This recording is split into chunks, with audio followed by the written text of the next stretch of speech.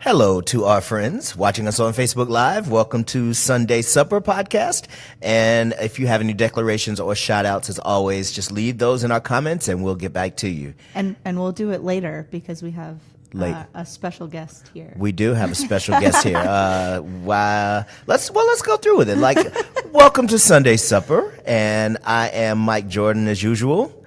And Ashley Twist Cole is here as usual. I'm still me. But Kate is on assignment, meaning vacation. So she's out somewhere enjoying a little bit of time off, but that's okay because we are joined with the most awesome producer Ramona. Hello. We normally see her on the other side of the camera, which means we don't see her, but she's here today and it's awesome because this is our Easter brunch episode and we're going to be talking about Easter brunch in the South specifically, starting with a little history and then on to what we love to eat and wear and what we like to do on Easter Sundays with our friends and our families. Mm-hmm. So, are you excited, Producer Ramona? Nervous, excited. Yay. Good. Producer Ramona prepared so well. I'm so impressed with your show notes. So she came in this morning raring to go. It's freshly ripped off of the coil too, like the loose leaf paper. It's freshly ripped. Yes, which is good. Yes. Yeah, I'm like, I spend so much time behind the scenes. I was like, I better be prepared when I'm on the scene. Is it tough dealing with us on the other side of the camera?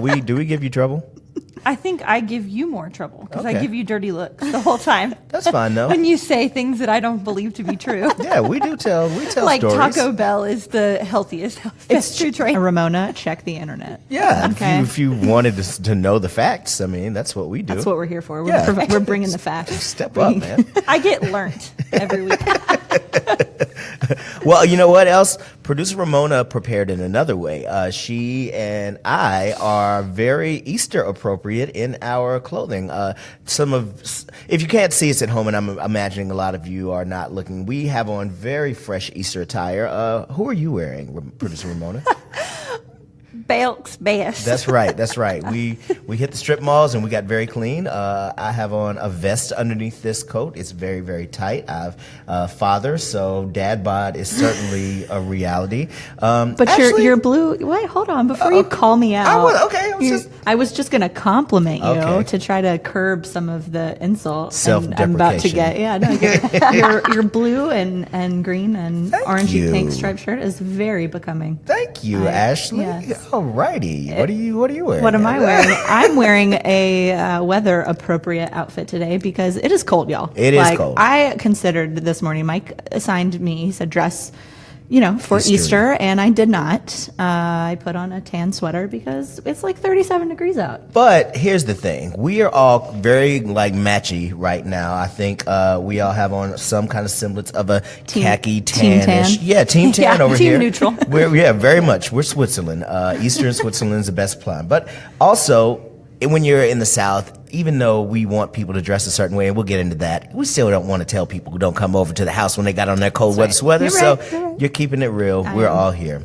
And by the way, Easter cooking, which we're about to get into, you use a lot of dishes when you're cooking for Easter, but Easter should be easy. So make sure you give your kitchen the Gentleman's Bar Sink Faucet by Kohler's Signature Stores by PDI.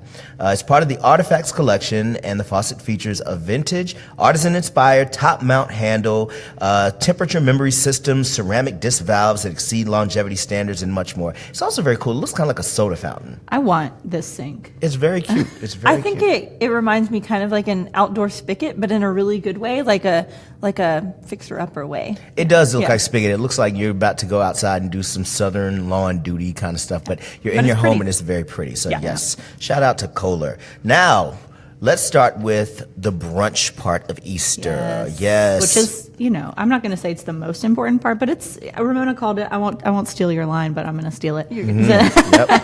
The Super Bowl for the South. Yes. Easter is the Super Bowl. Brunch Of Southern is important. cooking. Of Southern cooking, yeah, that's right.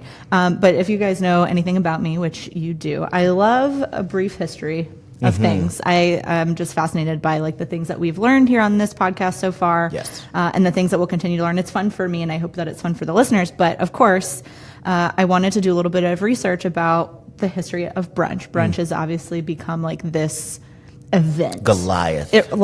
Every Sunday, but then for the big events like Easter. It's just such a big deal. And of course, like most of the things that we talk about, the origins of everything are a little hazy. It's kind of like, oh, maybe it came from this, maybe it came from this. Some food historians think that the idea of brunch has roots in England's hunting breakfasts. So before your big hunt, you have these lavish multi-course meals with, bacon and fruit and eggs and chicken livers because they're British. And and then other historians think that it comes from Catholics fasting before Mass and then sitting down for a large midday meal. So since they miss their breakfast, they're especially hungry, as you often are around, brunch time. Yep. And they have a big brunch. And then, of course, New York thinks that they are running the world, which, it's they fine. kind of are. They kind of are sometimes, but they have a ton of dining spots with some origins back to old school brunch with bagels and lox and eggs and things like that. And of course, one of the things we love about brunch is it's 2 words put together. It is breakfast and it is lunch, and that's news to someone out there. So we want to make sure we're keeping it real. And I have to read you guys this that I found. So the word brunch first appeared in print in 1895 in Hunter's Weekly article, sort of looking to maybe it was from the Hunt. Yeah. And in the story, brunch, a plea, British author Guy Barringer suggests an alternative to the heavy post-church Sunday meals in favor of lighter fare served late in the morning. And he says, brunch is cheerful, sociable, and inciting. It is talk compelling. It puts you in a good temper. It makes you satisfied with yourself and your fellow beings. It sweeps away the worries and cobwebs of the week. Well... How great sounds is about right. that? Oh, Ramona coming in with the having to have the alternative opinion. I think brunch makes me feel better about myself. Me too. Yeah, there's nothing better. Yeah, and I mean, also there's booze in a lot of brunches, so but even still, there is something about the food. It lifts you up a little bit more than breakfast does. Breakfast kind of is there to sit you down and get the grit into your system. Break your fast. That's right, break that fast, but watch yourself. I almost said but watch yourself. Show me what you're working with. If you're gonna That was an excellent. See, Ramona. Oh goodness. See, this is already like what we. She's coming back. Happy. You're here. You're here. Yep. So that's interesting because I always think brunch had something to do, and especially when you look at Easter. And Easter, of course, it's a religious holiday, but brunch is something where you usually kind of mix a little bit of the stuff, the mains, the like more hearty. Like the cool thing about brunch is you can have fish and salads and more lunchy type steak. People have like prime rib on like a big brunch buffet or something little brisket like that. or some stuff. All that stuff comes into there. The first thing I look for is the carbs. Okay. Yeah. So carbs. Any protein is fine with me, but the first thing I gravitate towards is what French toast do we have? Are there croissants? Well, yes, I was going to say, but if you say any protein, you can mess around and get tofu, and I don't know how southern that's going to be. No. So we got to. Be specific She's about talking your about protein. bacon. Animal protein. Okay, bacon. Yeah. Ramona's from Georgia, by the way. Tell them about. Matter of fact, so they know your credibility. Let's give them the line too. Oh goodness. Okay, so I was raised in the deep south of Georgia where everything's metter. That's right. You may have passed it on I-16, that long stint where you lose all sanity between Macon and Savannah. Metter's like the 3/4 away, so you're like 3/4 of losing your sanity by the time you get to Savannah. Right, Keep right. driving. And my grandmother was measure everything by eye, and one of the most amazing cooks in the whole wide world, and she taught me everything. My first ever recipe creation was at the age of 8.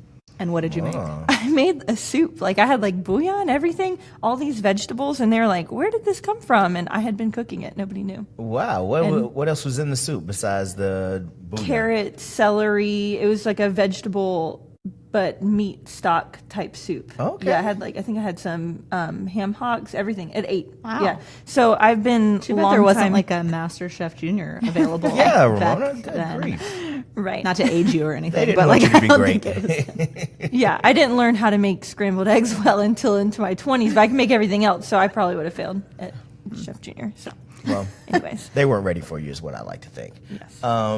But even looking at Easter being what it is, I'm always curious about the time that you would go to Easter brunch, I mean, doesn't it kind of interrupt church time a little something? Like, that's what's funny. It's like the timing of brunch is usually... one of the things that people do here in the South that I've never been because I don't get up early, but there's sunrise services, right? That's so people do Easter at, 7, 8 a.m. So you're done by, even if Easter's a longer church service, you're done by 9:30, 10. That's true. And then, most last services, I think, are at like 11. That's true. Right. So you're done by 12, 12:30. Perfect. You're hungry.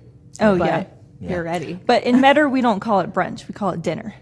At 1 o'clock, it's Easter dinner. And then That's supper. True. And later? supper's at 6. Mm-hmm. Right. So it's we've never called it brunch, but it was all the makings of brunch. We weren't in that New York state of mind. We were Metter, South. better. Yeah. Where it's better. Alicia Keys hadn't made it down there yet. Right. It was not a concrete jungle in Metter. Yeah. Definitely not. But so you've prepared, I feel like of all of us, you have this like family history and this robust understanding of how to do brunch right. At Southern Kitchen, we write a lot of like ultimate guides to like how to do things, how to make them easy for you, how to throw great parties, do brunches. I want to hear the Ramona King how to Easter brunch. Right. So I'm a namesake. My grandmother's name is also Ramona. We went to Mennonite market, and she'd be like, "This is my namesake," kind of like you do with the junior and senior type thing. And I was kind of her right hand. So I started. She became ill when I was like 13. So I've been cooking Thanksgiving and Easter feast since I was 13 for my whole family. Wow. So I kind of prepared for you guys like the have-to-haves of a Southern Easter dinner or brunch, and like ways to make it easy, like what you should make ahead. So kind of starting with the have-to-haves, like deviled eggs every single time. Yep. Gotta have deviled eggs. Gotta have them. Okay. Whoever was in trouble is the one who had to peel the eggs, right? So because you had to make so many, because like everybody has to have 5. And have you, throwing back to one of our previous episodes, make them in an Instant Pot. I'm just saying. Yeah. Hard-boiled eggs in an Instant Pot. Yeah. So fast, so easy. My grandmother just rolled over in her grave. She's like, "No, what is this Instant Pot you speak of?" She would love it. No, she would absolutely love it. So deviled eggs, you could also make ahead. You always have to have coffee and sweet tea. Coffee and sweet tea. Yeah. Mm-hmm. And the decanter in which you put the sweet tea is very important. Like it has to be the best Rubbermaid you have, or a glass that spills out into the the glass with the little thing you get it to pour out of. It always spilled in the fridge. Now, so you're always cleaning up sugary tea from the bottom. In the South, doesn't it kind of have to be that diamond kind of pattern also of the crystal? Like you see that a lot. Like it's usually that diamond crystal that goes all the way around. And I don't know who came up with that, but they should have patented it because it is on every single glass cup ever. So that's what we see with the sweet tea. It's usually the diamond pattern. Yep. Yeah. And then you have to have some sort of focused protein, which is typically ham and of the honey, baked brown sugar, baked variety. Yeah. Also, with that ham has to come biscuits and handmade jam. So blackberry. We had a lot of fig preserves, pear preserves. You have to have some sort of egg. So you can do a make-ahead breakfast casserole. You could do quiche. So in addition to the deviled eggs, you need to have like the deviled egg isn't really an egg. That's the devil. Yeah, that's the salad. You need. But the quiche or casserole is really your egg dish, is what we're saying. Exactly. Okay. Yes. Like a strata. Right. Yeah. If you want to get fancy, but make-ahead casseroles with white bread is always a classic. Mm-hmm. I feel like every Easter has to have a coconut cake. Coconut because cake. they make colored coconut. Yeah, we actually do that at my husband's family. I had never had it before, but my sister-in-law makes, they call it lammy cake, and they have a cake tin shaped like a lamb. A lamb. And so they make this either like funfetti or just like a really light, like even angel food cake, and frost it and then cover it in coconut, and then they do a coconut grass and use like green food coloring and make it green. It's so cute. I'd never seen anything like it before. I get it. It's fuzzy looking with the coconut. Yeah, it looks like a woolly coconut lamb. And it's so good. And the poor lamb always falls over as soon as somebody takes the lamb a gets slice. sacrificed. I hate to give away the story, but yeah. Right? Yeah. Spoiler alert on Easter. Yep. I always went for the back leg. Yeah.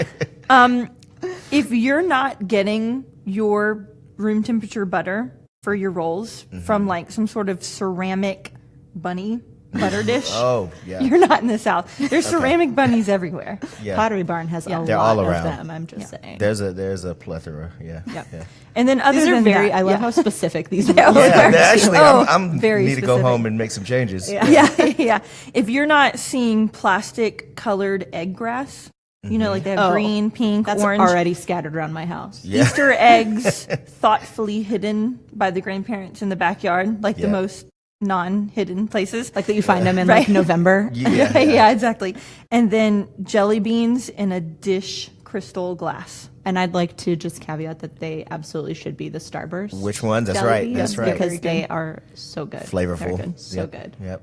Oh, Tangy. they would throw like a licorice one in the mix. It'd be the worst. You'd be Yeah. a kid and you like get a red. You're like, yes. Go for the next one. It's like Because the straight kids, licorice. the kids weren't behaving. If the kids behaved, they wouldn't get stuff like Right. that in the jelly bean bowl. You'd get all the good fruity stuff. right. But yeah. It's the Easter Bunny's kind of like Santa Claus. Yeah, basically, like, the Tooth Fairy, all of them. It's pain involved with this, some disappointment sometimes. So, about this egg thing and the quiche versus the casserole, and we're talking about make-ahead foods. So, does it tend to be one of those things? How early do you start your Easter cooking? Because you think about Thanksgiving and all those other holidays, you start your cooking early. Do you have to get that going on Easter Saturday, or how does that work? Or like So then- days before even. Yeah, right? Yeah. the main issue with Easter is that Thanksgiving, you're not doing anything before the meal. You're kind of there. You can keep babying things. You can make things last minute. Easter, you're gone. You're at church. And when you get done and you get back, everybody is starving. Because usually it's a longer service. There's more music. There's cantatas. There's something. So people aren't going to wait around 30, 40 minutes for you to get your act together. They're just going to go down to the McDonald's That's and exactly get an what I was appetizer. about to say. Okay, right. good. So you have to make ahead. We always did cakes on Friday. So any desserts, cakes, things that taste better is the longer they sit type thing, especially desserts. Saturday was kind of like, For a second, I thought we were talking about. I forgot what we were talking about. I zoned out, and I thought we were talking about eating cakes on Friday. I was like, "Yeah, I'm into that." like today is Friday. Do we have cake? Yeah. Right. No cake. And so if Easter lunch or dinner or brunch is the Super Bowl of Southern cooking, the Saturday is like the pregame. It's the practice. And then the church service is the first quarter, and then the second quarter, where it really matters, is the meal, right? I hate to say that. That sounds weird. But weird to Easter eat, yeah. is kind of about food, right? Yeah, And so things you can make ahead. So you do your cakes and the things that won't go stale, kind of moist cakes Yep. on Friday. On Saturday you go ahead and prepare your breakfast casserole. You put it in the fridge. It can kind of soak into the breads, that type thing. You can go ahead and be really fancy. You can make monkey bread. You can make your hot cross buns. You can make your French toast casseroles, all of that stuff. Go ahead and have it in the fridge ready to bake. You can do banana bread. Yes. Love always banana a good- bread. Always Always a a good good one. Another great cake you can do is hummingbird cake, which is super big in the South. Can you talk a little bit about what that is for those who might not know? Right. So there's kind of two different cakes that I think are super popular in the South of that variety. There's hummingbird cake and there's pig picking cake. Wow. So pig picking cake is our personal favorite. It's has mandarin oranges in the batter, and then the icing is like crushed pineapples, vanilla, Jello, and Cool Whip. So I've you're seen this using cake. shelf staples, but it comes together in a beautiful way. Hummingbird cake is a cake batter that's very thick. It has fruits and nuts in it, and then you have a really, really thick cream cheese icing. So they're similar That's what I in that want. there's fruits and nuts, and then So, anyways, but like we said, coconut is always great because it for some reason Easter is always with the season. coconut. Feels springy. Yeah, Yeah. it does. Right. Yeah. And you can always make your deviled eggs on Saturday. So whoever misbehaved on Saturday is shelling those eggs. Shelling right? those eggs. And then you can start doing your sweet tea. You can make your fruit salads. We have our social media girl here, Lindsay, absolutely dies every time I mention this fruit salad that's so big in the South. My grandmother always made it. It's a pear half or a peach half with mayonnaise. And I know this is so wrong. It can't be Duke's mayonnaise. It has to be Kraft. And this is it's all over Whoa. Southern living. Yes. it has to be Saying Kraft. you're making a stand right now, but I like how you just pulled them into it and said, yeah, Right. other people have said this too. That's how And you then do it's shredded cheese. You can't use pre-shredded cheese. It has to be your own shredded cheese. It's sharp cheddar. So peach or pear half with mayonnaise and sharp cheddar. Sometimes if you're fancy, you can throw a cherry on top. You can put it on a bedded lettuce. But This sounds horrible. I know, I'm not into it. Best. But, I mean, yeah. It's the best. Yeah, it But really it's is the the thing. best. What's the Is name it of like- this thing? It's just called fruit salad. Is pear it like salad. just fruit like salad. thick mayonnaise? Like, are you like globbing it on? Oh, yeah.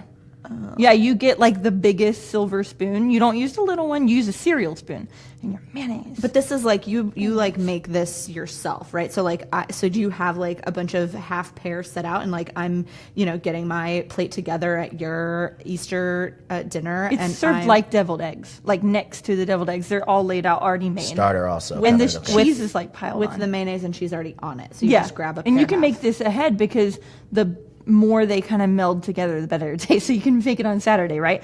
So if you follow this guide, the only thing you're really making on Saturday is you're putting things in the oven. Sunday, you mean? Sunday. Yep, Sunday. The only things you're making on Sunday is you're putting stuff in the oven to heat up and bake, like your breakfast casserole that's already been sitting or your French toast casserole, and then your protein. So if your ham's already baked, you can serve it cold. I don't really like how we just glossed over. The, I moved on. I moved on. Ham? I'm still on the pear salad thing. Yeah. Yeah. But I can see how that's something that probably people are out there People passionate like. about. I Very think passionate. another episode that we should do is the history of weird fruit Southern salads, foods, yeah. because Oh, yeah. there's a lot. There, like you're not the only one. There's a lot of weird mayonnaise-y, Ricotta, fruity, like, Jello and with stuff. with like pistachio, Jello, pineapples, and marshmallows. yeah. There's And lots of things And like that. But we'll pecans. carry yes, on. pecans. We'll carry on. Yeah, we'll do this. We'll do the people's work, and we'll get into this. Yeah, let me not be here for that one. All right. But the best thing about making head is the potential for a fire hazard. My grandmother always left the oven on 200. So you'd put things in the oven, cover them with foil, and you go to church for an hour, hour and a half, and things are warm when you get back. That's fine. Like you think about Yeah. people like set up their slow cooker and leave them for Yeah. 8 hours. Yep. You know, like Don't watch This Is Us. And nowadays, ovens, there's not the kind of thing where, well, in most houses, you're not going to have the kind of thing that, is a furnace or something Right. like that, and you can turn it off. So it's fine to put stuff in the oven. It's kind of one of those things, too, when you come home, you get the smells of whatever's been going on, and you're so hungry that you can start kind of biting at the air because... You can start on the pear salad. Yeah, you can. You can. I'll let y'all do that. But yeah, I think all these are important. Now, one thing I'm wondering about, too, is... do we have any kind of tips on elevating these things, such as, and I know also, by the way, we talked about the hot cross buns. Shout out to Kate, who Yes. should be vacationing as she's been assigned. But she has a recipe for the hot cross buns on Southern Kitchen does, right now. Yes, they're beautiful Gorgeous and very photography. tasty. Yeah, they look great. And icing, little sweet bun is never a bad thing. No. But what can you do to kind of like, if we needed to spruce up any of these classics, is there any kind of tips or tricks you would recommend? You can easily swap a breakfast casserole for quiche or frittata Yep. even. Uh-huh. Like if you wanted to kind of go the healthy route too, you could do like a ham and broccoli frittata, a little bit lighter, not as bready, obviously. I think even elevating like a French toast casserole. I know Southern Kitchen has a really great bread pudding French toast. Yes. You Yes. make and this is one that you would do ahead where you make, you take stale bread and you make a bread pudding, and then you make the French toast from that. And so that's Slice it. and then you slice that. So it's a little bit of an elevated dish, and it really isn't that complicated. You don't have to do much that day. right.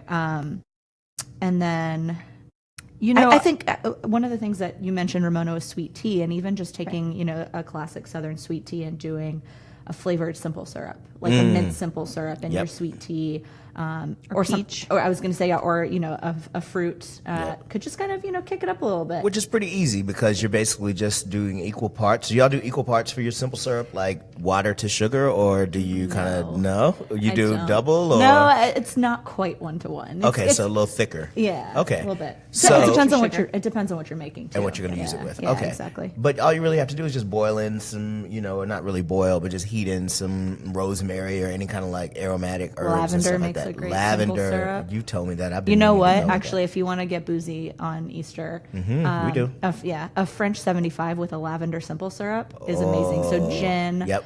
lavender simple syrup and champagne. Yes. Is a really great light aperitif. And you get, it's springy. You get the lavender, and you can even throw a little sprig in there for, little decoration. Yeah. It's really nice. We like our herbal decorations on our drinks. Do. Time in the last word. We did it last time. Yeah. Yep. But speaking of pretty things, yes. let's talk about my favorite thing, even though I'm not dressed accordingly. The clothes. The clothes. Easter clothes. All right.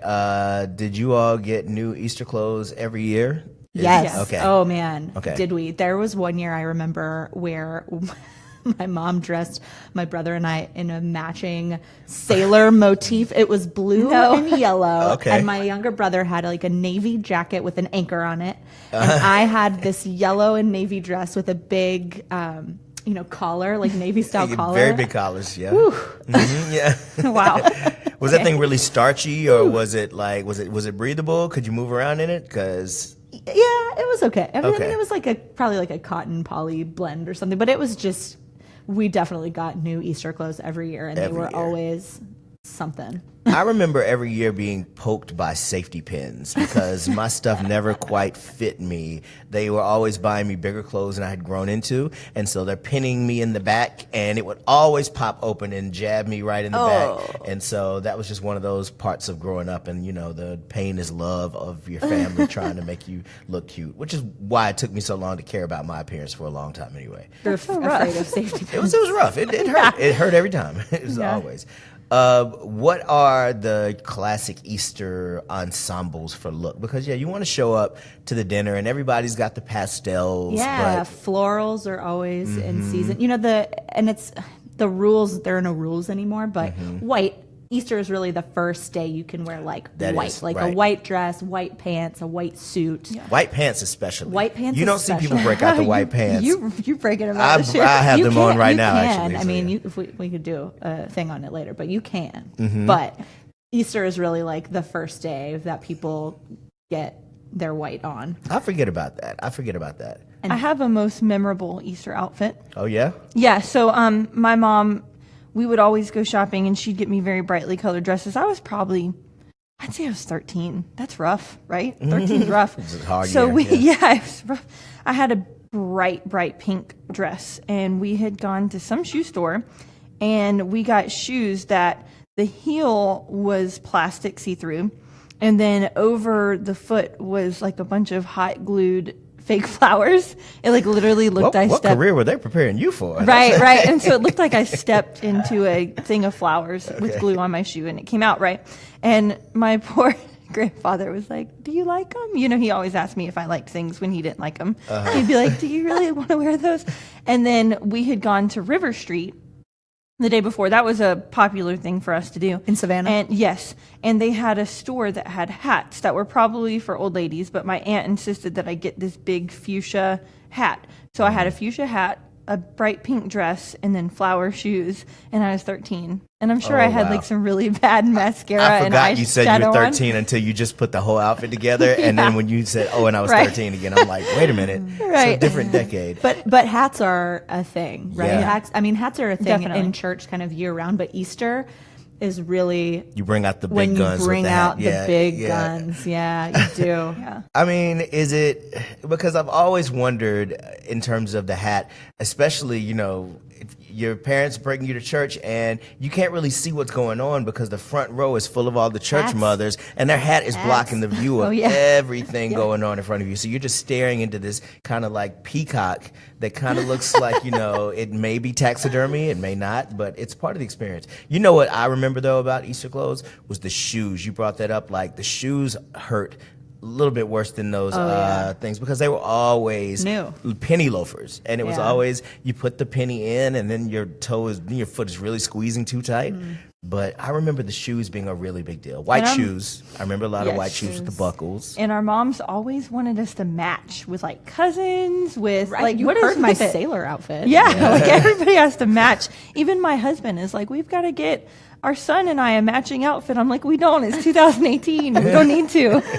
Oh my gosh, that's so funny. You got to carry on tradition. Yeah, you do. Yeah. You know what though? Going back to hats, there's not a lot of opportunities for ladies to wear hats. So no? It's derby parties and Easter. Like, I just feel like we should wear hats more as a society, but that's just my personal Yeah, opinion. and women's hats are always really like when they're done well.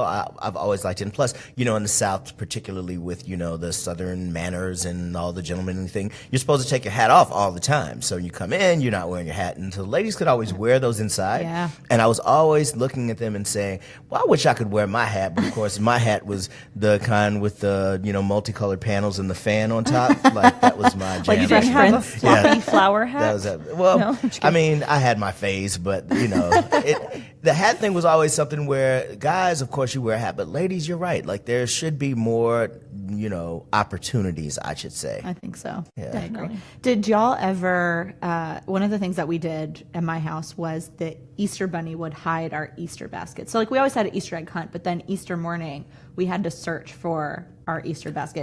Did anyone else? Yeah, but do I something thought you were gonna say you guys actually had an Easter bunny, like in the mascot kind of outfit, and I was like, "Yo, that's amazing!" Your mom went all out. Yeah, but so you guys had to find the basket first. We found the basket, and there were things in the basket because the Easter egg hunt for us, we never had the Easter egg hunt on Easter. There was always like a neighbor Easter egg hunt the day before, the week before, and then on Easter we would wake up and the Easter bunny will have hidden our baskets. And my mom we still do it today, but I'm like much less enthused. I'm like, is it in the closet? Is it behind the curtain? I'm like, just give me a clue. That's so good. They always new locations. Oh yeah. Okay. The Easter bunny, as we got older, the Is Easter bunny smarter, got smarter. I've seen someone do an Easter egg hunt, but with little bottles of liquor. I was like, like for adults, like all through the bushes, there's like Sounds so funny. I'm Like like, airline bottles. I was like, this feels wrong. I love that. I love that though. That's Yeah. so good. That's Especially- the good kind of Easter hiding. Yes, if you could get it to stay in the Easter egg, like the little plastic one, that's not sealed, but if you could and you could just sip it right out of there, that would be pretty awesome. Yeah. I'm blown. Mine. We should New work on idea. it. I mean, I remember that you would get some Easter egg hunts. We would decide whose house we wouldn't go back to based on the contents of the Easter egg. It's like Halloween. Yeah, we Oh, would man. get some weird stuff sometimes. Like, you would get, Easter eggs full of, it's always pecans. It always comes back to pecans. What? And that's like What? around the time, people would This put is an nuts. outrage. It was. And it's like, we wanted money and we were pretty adamant about that. And the golden egg would always have, I think, the $20 bill. Yes. And there'd be a fight because someone had touched it and someone else said, no, I really found it. And next thing you know, kids are swinging at each other and, everyone gets a spanking. And it's, it's a Southern culture Whoever thing. started it has to peel the deviled eggs. Peel the The deviled eggs. That's right. That's right. What about marshmallow peeps? I personally think they're gross. So I don't know. Did you make marshmallow peep stuff back in your Easter? Or you're still preparing Easter dinner? So I mean, like, Right. did you ever do some peep stuff? I think one year I made strawberry cupcakes with a pink peep on top. Okay. Like, like on top of the icing, and it didn't go well because like the sugar and color kind of melted down the sides, It Now didn't- making sure everybody knows what we're talking about. I'm sure like peeps are a thing, but this is a marshmallow, but Right. not just a marshmallow. There's other things going on with the peeps. They're And chick or bunny shaped yeah. marshmallow treats. Yes, and I don't know if they're really treats. Like, I don't feel like I've been treated More like torture. well when I see peeps going out there, but I know it's a big thing. People love them. Yeah, and then there's there's a certain thing about there's a peep kind of like game or something, isn't there? Like you hide the peep or something like that. I don't know. I've heard of some things like this to where in people's houses, if folks know about it, like school me. Let please us feel let free. us know on I've heard of this in the thing. comments. Yeah, but that also kind of leads us to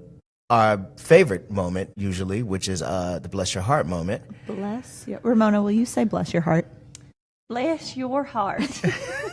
That was really You have to say authentic. it soft, like it's almost a compliment, It- but it's yeah. really But it's not. backhanded. Oh, But it's bless never your one. It's really backhanded. All right, you got to do the last one too, the last bless your heart, because that was a little too perfect. But I was looking around at what's going on with these Peeps things, and Peeps releases Easter flavors, as some of you may know. But this year they are putting out some new flavors. They're doing 8, and there's sour cherry, which I'm not sure how I feel about a sour cherry. What color is it? It's cherry, like it's it's like red? blood red, kind of. It's a little weird. But also, Peeps is going to do this thing where they have 3 mystery flavors available at Walmart. So you're biting into something, and they're not going to tell you what it is, but it's chewy, it's got an interior that you don't know what's going on there, and you're already biting. There's a good point about this, too.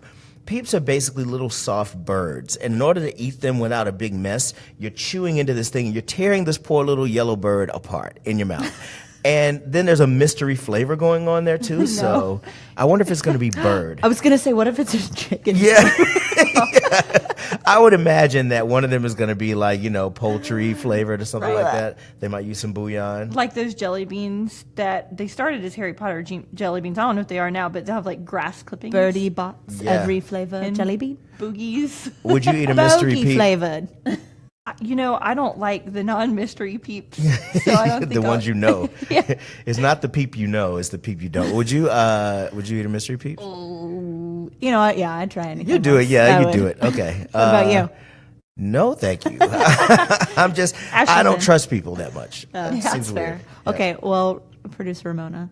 Okay. How about the peeps? The official bless your heart peeps. Bless your heart, peeps. Yep. That's what I say to my peeps whenever I talk to them as well. Yeah, So, yeah. well, we have given you all we can for our Easter brunch episode, history, some ideas for elevating your food. Of course, share your thoughts and comments with us. We are at editor@southernkitchen.com, and we'd love to hear from you. So always feel free to reach out to us with feedback. And please subscribe at Apple Podcast or wherever you get your podcasts. And make sure you hit the like buttons. And again, the subscribing is very important. Subscribe to us so you can get us every single time, y'all. That was it. Oh, we're raising up our thumbs. All right. That's how you like. This is the like. Oh, this is the likes. Yes, we're raising our thumbs, for the thing. But And double tap on Instagram. double tap on Yes. Instagram with your finger. All right.